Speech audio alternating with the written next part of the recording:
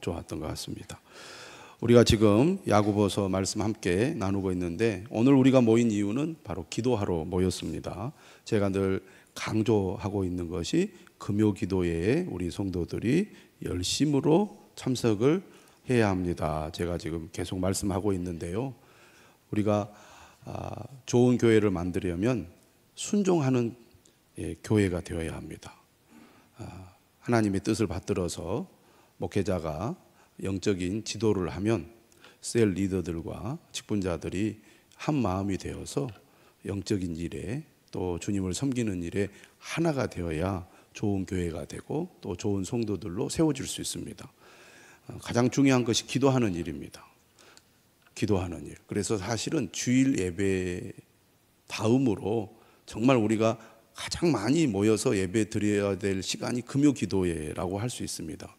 많은 분들이 새벽 기도에 열심히 나오지만 대부분의 성도들이 새벽 기도에 나오지 못하고 있기 때문에 일주일에 한 번은 예배당에 나와서 힘을 내어 가지고 기도를 해야 우리가 하나님으로부터 힘을 얻어서 믿음의 삶을 살 수 있기 때문입니다. 그래서 우리가 항상 기도에 힘써야 하잖아요. 지금 우리가 열왕기상 8장 말씀 나누고 있는데 열왕기상 8장은 솔로몬이 성전을 건축하고 하나님께 봉헌하면서 드리는 기도입니다. 이 성전을 봉헌하면서 드리는 기도의 핵심 내용이 뭐냐면 하나님, 우리가 이 성전을 향하여 기도할 때 우리의 기도를 들으시고 사하여 주옵소서. 그렇게 솔로몬이 하나님께 기도하고 있지 않습니까? 예수님께서도 내 집은 만민의 기도하는 집이라. 우리가 신앙이 잘못되어 가는 이유는 여러 가지 이유가 있겠지만 그 중에 핵심은 바로 기도에 있습니다. 기도하지 않으면 영적으로 병들고 시험에 들고 그리고 여러 가지 이 마귀의 유혹에 넘어질 수밖에 없거든요. 그래서 우리 성도들이 무엇보다도 기도하는 자리로 나오도록 여러분들이 도와야겠습니다. 그래서 제가 금요일 저녁마다 기도 사역에 대해서 말씀을 하고 있는데요. 직분자들이 셀 리더들이 먼저 열심히 기도를 하고 그 기도의 힘을 바탕으로 모이는 곳에서 모이는 사람들과 함께 늘 함께 기도해야 한다는 겁니다. 함께 기도하는데 어떻게 기도해야 되느냐? 알아서 기도하라 이게 아닙니다. 기도를 못하는 사람이 기도를 할 수 있도록, 기도가 좀 부족한 사람이 기도의 능력이 더 갖추어질 수 있도록 기도를 도와줘야 된다는 거죠. 그래서 셀 모임에서도 열심히 기도해야 됩니다. 모이면 기도하는 거죠. 기도하는 시간을 합심하여 기도하는 시간을 꼭 가져야 되고요. 기도가 필요한 사람을 위해서 함께 기도하는 그런 그 시간을 꼭 가져야 됩니다. 부서도 마찬가지입니다. 교회 학교라든지 성가대라든지 모이면 기도하셔야 됩니다. 모이면. 그렇지 않으면 항상 사람들이 모인 곳에는 갈등이 생기고 또 믿음과는 반대되는 방향으로 나갈 수 있는 늘 가능성이 많기 때문에 항상 교회의 이름으로 모이는 모든 모임에는 기도 사역이 있어야 됩니다.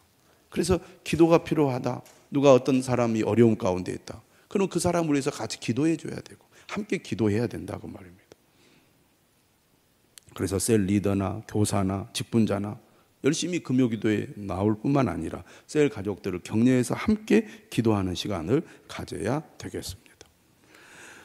특히 우리가 어떻게 기도해야 되느냐? 반드시 현장에 와서 기도하는 습관을 들여야 됩니다. 합심하여 기도하는 우리가 사역에 있어서 함께 모여서 기도하는 일이 매우 중요합니다. 물론 피곤하죠. 물론 바쁘죠. 할 일이 많죠. 그러나 우리의 삶의 우선순위를 하나님께 두어서 함께 기도하도록 도와야겠습니다. 그럴 때 우리가 믿음으로 승리하는 삶을 살아갈 수 있게 될 것입니다. 할렐루야. 야고보서는 구원받은 성도들이 어떻게 살아야 할 것인가에 초점이 맞춰져 있습니다. 우리가 구원을 받기 위해서 어떤 노력이나 행위가 필요한 것이 아닙니다. 우리의 죄인됨을 깨닫고 하나님의 은혜를 구하며 예수 그리스도를 믿을 때 구원을 받죠. 근데 문제는 구원받은 이후에 성도들이 신앙의 삶을 살아가면서 어떤 도전을 받습니까? 세속화의 도전을 받습니다. 우리는 이 세상의 사람들과 동떨어져 살아가지 않고 세상 속에서 세상 사람들과 함께 살아가기 때문에 우리가 예수 그리스도를 믿고 바로 천국에 가지 않잖아요. 이 땅에서 살아가야 합니다. 그러다 보니까 우리는 어떻게 됩니까? 세상의 영향을 받게 되고, 그러다 보면 교회 공동체도 세속에 물들기가 쉽기 때문에 그리스도인들이 어떻게 살아가야 할 것인가, 이 매우 중요한 문제라고 하겠습니다. 야고보서는 그 부분을 강조하는 거죠. 오늘 본문 4장은 여러 가지 이야기가 나오고 있는데 전체적인 흐름은 크게 이렇게 흐르는 그 주제가 있습니다. 여러분들이 좀 보시면서 들으시면 되겠습니다. 짧게 말씀을 드리고 함께 기도하는 시간을 갖겠습니다. 1절에 보면 이런 말씀이 있죠. 너희 중에 싸움이 어디로부터 다툼이 어디로부터 나느냐. 너희 지체 중에서 싸우는 정욕으로부터 나는 것이 아니냐. 사람이 모이고 함께 어떤 일을 하다 보면 갈등이 일어나죠. 다툼이 일어납니다. 대부분 다 무엇 때문입니까? 내 마음의 욕심 때문입니다. 욕심. 내가 더 좋은 위치를 차지하고, 내가 좋은 자리를 차지하고, 내가 더 좋은 것을 얻고, 내가 더 이름나고, 내가 더 높아지고, 욕심을 내다 보니 항상 갈등이 생기죠. 우리가 사는 이 세상이 바로 그런 세상 아닙니까?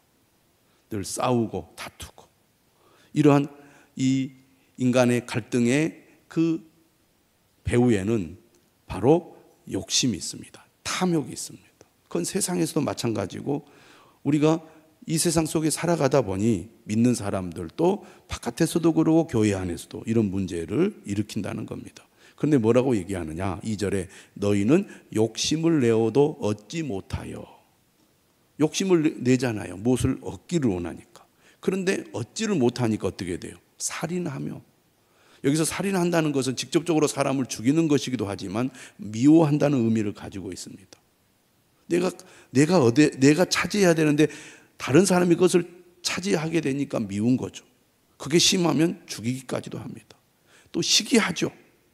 그런데 욕심을 내고 또 시기하고 다투고 싸우지만 사실 우리가 원하는 것을 제대로 얻지 못하니까 늘 우리가 사는 이 세상이 갈등과 그리고 늘 다툼으로 가득 차 있다는 얘기입니다. 그런데 교회 안에서도 믿는 사람들도 이런 삶을 살아갈 때가 많다는 거죠. 어떻게 해야 되느냐?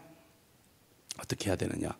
그렇게 욕심을 부리고 시기하고 미워하면서 다투고 싸운다고 해도 우리가 정말 원하는 것을 제대로 얻지 못할 때가 많다. 오늘 이렇게 말씀하고 있습니다. 왜냐하면 좋은 것은 누가 주신다고요? 하나님이 주시는 겁니다.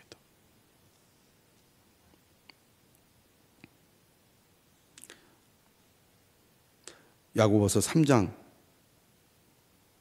15절에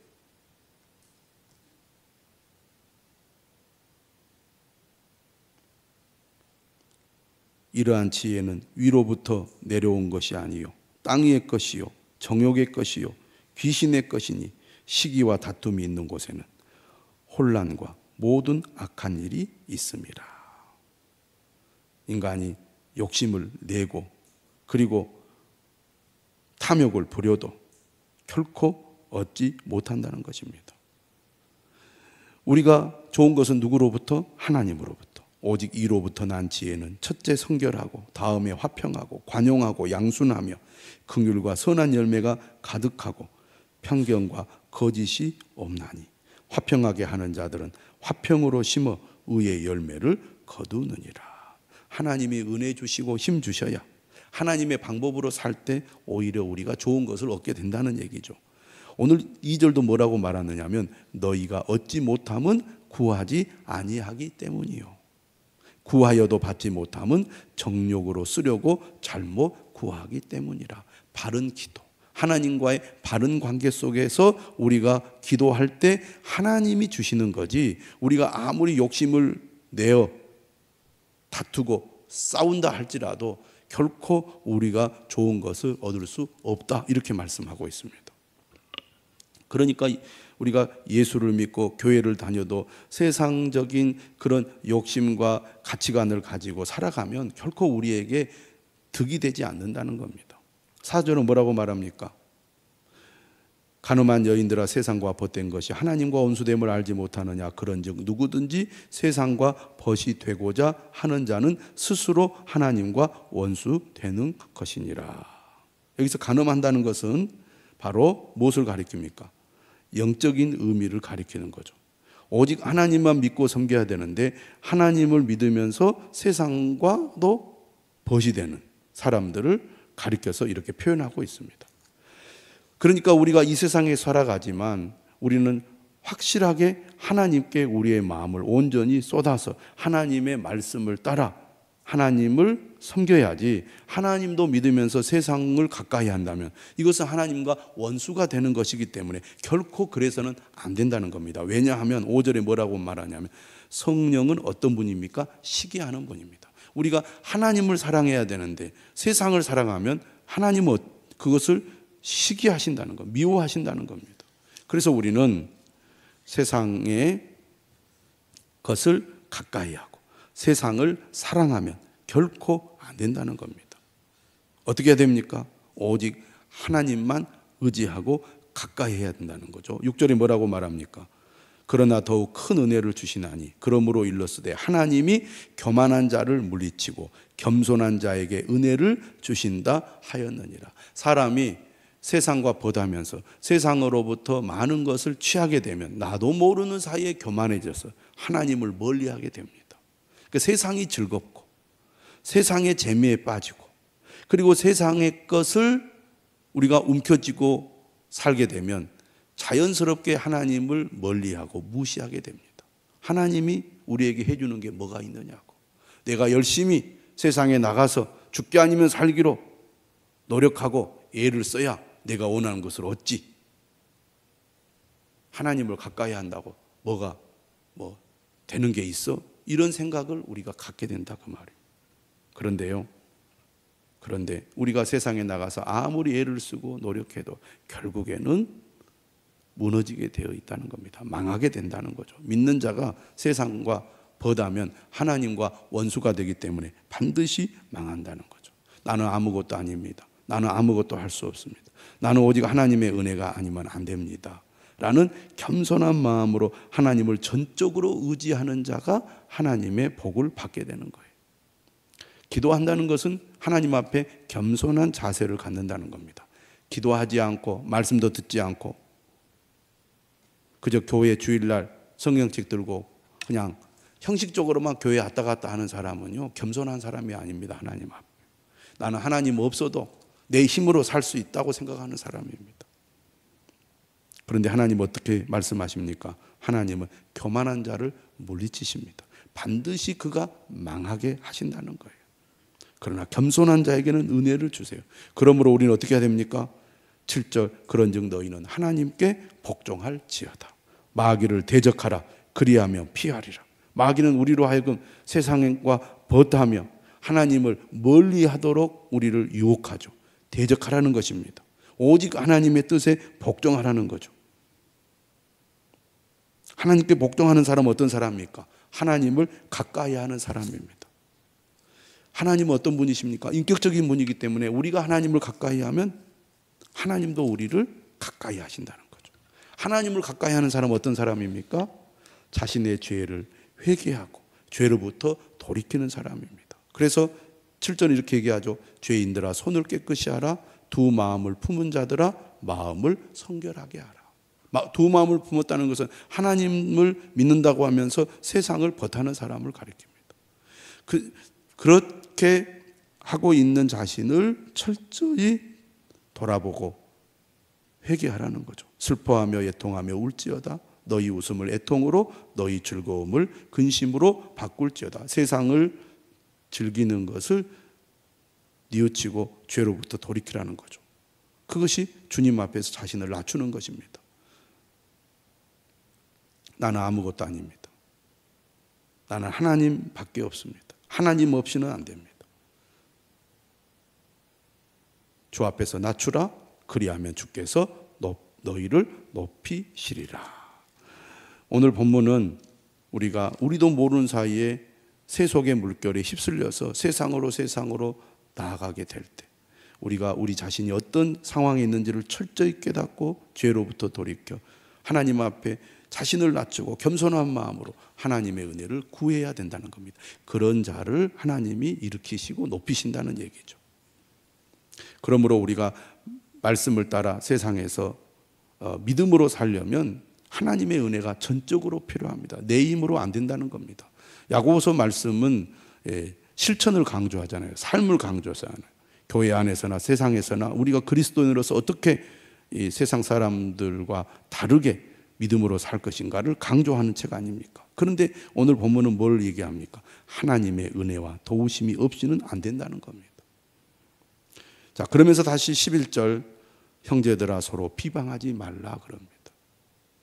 비방하지 말라. 다른 사람 험담하고 뒷담화하면서 은근히 다른 사람을 깎아내리는 그런 행동 절대 해서는 안 된다는 겁니다. 제가 로마서 말씀을 드렸을 때도 이 부분을 이야기했습니다. 여러분, 사람이요 자기 기준으로 다른 사람 판단하면 안 됩니다. 내가 그렇게 생각한다고 남도 그렇게 생각할 거다. 내가 어떤 행동을 할 때 그런 마음으로 행동했기 때문에 다른 사람도 그렇게 행동할 것이다. 너무나 쉽게 그것을 단정짓고 비판하면 안 됩니다. 그렇게 생각하는 것도 우리가 잘못된 거지만 그런 생각을 다른 사람들에게 전달하면서 아마 저 사람은 저렇게 생각하고 저렇게 행동했을 거라고 판단하고 비판하는 것 더 나쁜 일입니다. 왜냐하면 그것은 재판관이 할 일이고 재판관은 오직 한 분 하나님밖에 없기 때문입니다. 우리가 하나님의 자리에 앉아서는 안 됩니다. 그래서 우리가 입을 다물고 기도하는 것이 가장 좋은 일입니다. 마지막으로 13절은 이렇게 얘기하죠. 우리가 너무 자기 자신을 자랑해서는 안 된다는 겁니다. 자신만만해 하지 말라는 거죠. 이것도 겸손하고 연결이 돼요. 이렇게 말하는 사람이 있습니다. 너희 중에 말하기를 오늘이나 내일이나 우리가 어떤 도시에 가서 거기서 1년을 머무며 장사하여 이익을 보리라 하는 자들아. 내가 지금 이런 계획을 가지고 이 일을 준비하고 있는데 앞으로 내 삶에 이런 놀라운 일이 일어날 것이다. 이렇게 자랑을 하는 사람들을 향하여 주시는 말씀입니다. 내일 일을 너희가 알지 못하는도다. 그렇죠. 내일 일을 우리가 어떻게 알겠습니까? 너희 생명이 무엇이냐? 너희는 잠깐 보이다가 없어지는 안개니라. 여러분, 건강한 사람, 겉으로 볼 때 건강한 거죠. 속은 잘 모르지만 겉으로 볼 때 건강한 사람이 하룻밤 사이에 세상을 떠나는 일들이 얼마나 자주 일어나고 있습니까? 우리가 매체를 통해서 그런 소식들을 늘 듣습니다. 여기 계신 분들, 특히 이제 연세가 이제 많이 60이 넘어갔다. 그러면 진짜로 내일을 알 수가 없는 거예요. 벌써 50대만 넘어가도 사실은 알 수 없습니다. 우리를 하나님께로 부르는 요인들이 다양해요. 건강해도 아무렇지 않은 것 같아도. 그러니까 우리는 어떻습니까? 항상 주님의 뜻을 따라 오늘을 살아가야 됩니다. 나는 내일, 내년에, 앞으로 내 삶에 큰 일들이 일어나게 될 것이다. 그런 기대를 갖는 것은 좋지만 자만해서는 안 된다는 거죠. 신앙생활도 마찬가지로 나는 앞으로 열심히 주님을 잘 섬길 거다. 그러면서 오늘 내가 소홀히 한다면 되겠습니까? 15절에 이렇게 얘기하죠. 너희가 도리어 말하기를 주의 뜻이면 우리가 살기도 하고 이것이나 저것을 하리라.